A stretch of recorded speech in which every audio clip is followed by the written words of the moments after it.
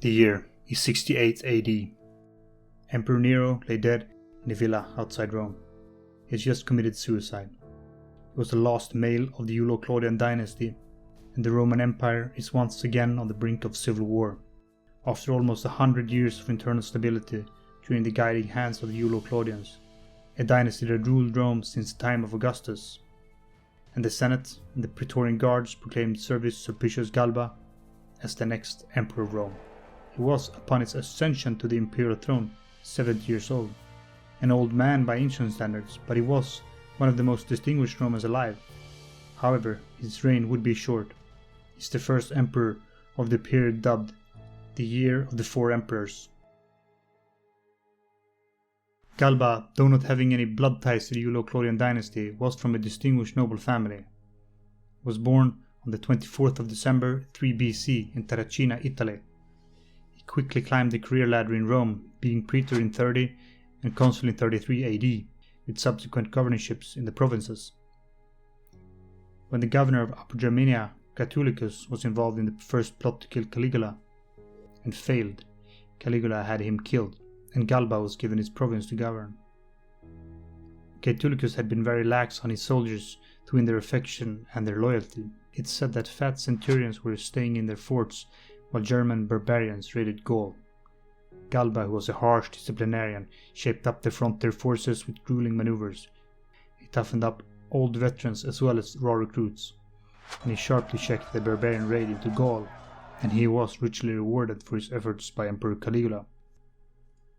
Upon Caligula's death, Galba was urged to take the throne himself. However, he refused and loyally served Caligula's uncle and successor, Emperor Claudius, and for his loyalty was rewarded with gratitude and friendship to the new emperor. He was appointed proconsul of Africa in 44 for 2 years due to the instability of the province. Galba was trusted to stabilize the province and suppress dissonance. He executed his commission ruthlessly, but showed scrupulous attention to justice, and for his many services to the state in Germany and Africa was granted triumphal decorations. No one was actually allowed to hold a triumph in Rome aside from the emperor since the time of Augustus, so these triumphal decorations was like a badge that said that you've held a triumph without actually letting him hold a triumph. From then onwards, Galba lived in more or less retirement until Emperor Nero recalled him to govern Hispania Tarraconensis, which he did for 8 years.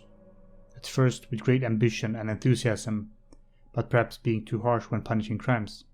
In one anecdote, a man who had killed his ward to inherit his property begged Galba for mercy, exclaiming, "He's a Roman citizen." Galba coldly responded, "Let this citizen hang higher than the rest and have his cross whitewashed." However, as time wore on, Galba grew lazy and inactive. Suetonius claims that he did so to deny Nero any pretext for disciplining him. Nero was anxious to remove anyone with distinguished birth and or noble achievements. And when Galba found out that Nero had plans to have him killed, he signed up with Julius Vindex, who had begun to sound out provincial governors for support for a rebellion against the tyrannical emperor. Galba had joined the rebellion against the emperor, and he sent out calls for support within the province. Townships who were slow to send their levies and taxes were treated severely. Galba dismantled their walls and fortifications, and he killed not only the local administrators but their families as well. When Julius Vindex was defeated by the governor of Upper Germania, Galba was left in a precarious situation. He was gripped by despair and contemplating suicide when messengers arrived from Rome, with news that Nero was dead, and the people had proclaimed him as the new emperor. With the assistance of Otto, who was the governor of Lusitania at the time, marched on Rome. Upon entering Italy, he was met with a strange military force, perhaps raised by Nero, on the outskirts of Rome. Galba had his infantry charge the mob, and a massacre ensued. Galba blamed the military and decimated the cohorts involved publicly for everyone to see in Rome. Decimation was an ancient punishment that involved selecting by lot 1 out of every 10 men to be beaten to death by his comrades.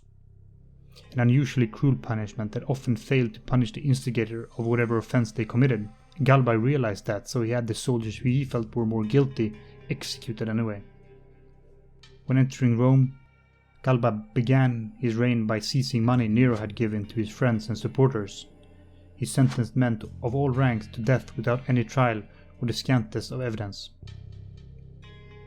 While Nero had never been a good ruler, he did, however, share the interest of the common people. He had loved the chariot races, the theatre, and the gladiatorial games, and he knew how to put on a show. Galba, on the other hand, found them to be a waste of time, and more importantly, a waste of money. Many of the provincial governors and commanders who failed to swear fealty immediately upon Galba's ascension to the throne was punished by having to pay punitive taxes or were killed. The Praetorian prefect Nymphidius had encouraged the Praetorian Guard to desert Nero for a large reward. However, Galba would never pay that promised reward and announced that "It's my custom to levy troops, not to buy them." It had been a custom for prior emperors to send out large sums of money to the troops upon ascending to the position of emperor, but not Galba. He would, however, reward the troops who had been loyal to Vindex, which of course angered the legions of Upper Germania, who had defeated, as they saw it, a usurper. And these legions failed to swear fealty to the emperor, and they sent a letter to the Praetorian prefects asking them to get rid of Galba. The province of Lower Germania didn't have a governor at the time, so Galba sent a man named Vitellius. He was a fat, gluttonous man without any experience of leading troops. He was presumably given the post because he didn't appear to be any threat, hoping that a weak and unstable command element would neutralize any threat from that quarter. However fat and incapable, Vitellius was extremely sociable and gregarious, and he quickly won the affection of the Rhine legions, who promptly proclaimed him emperor and started their march south towards Rome. Galba was in his 70s at the time, without any sons to inherit the throne. Many expected Galba to adopt his loyal ally and supporter Otho. Galba, however, had different plans. Otho had been very close to Nero and had been taking part in Nero's worst vices. Galba was not about to hand the throne to a man of the same disposition as the previous tyrant. Instead, he adopted a man named Piso. With no alternative and the support of the military, Otto bribed the Praetorian guards, who felt little loyalty to the new emperor, who had failed to give them the promised bonuses. They murdered both Galba and Piso in the Forum Romanum. The date was the 15th of January 69 AD. Galba had ruled for only 7 months, and Otho was proclaimed the new emperor of Rome. The historian Tacitus wrote this of Galba: "It was everyone's opinion that he was capable of ruling the empire, until he actually ruled." And the biographer Suetonius echoes this sentiment and writes that, "Thus his popularity and prestige were greater when he won than when he ruled the empire." And it seems that Galba acted extremely tactless, perhaps feeling too confident once on the imperial throne, and failing to realize the importance of the loyalty of the troops.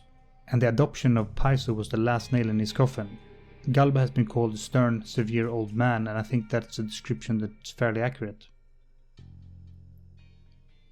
Hey guys, thanks for watching the video. If you're new here, I would encourage you to subscribe to this channel, as I plan to make a video for each and every Roman emperor. Suggested reading and sources are in the description of the video.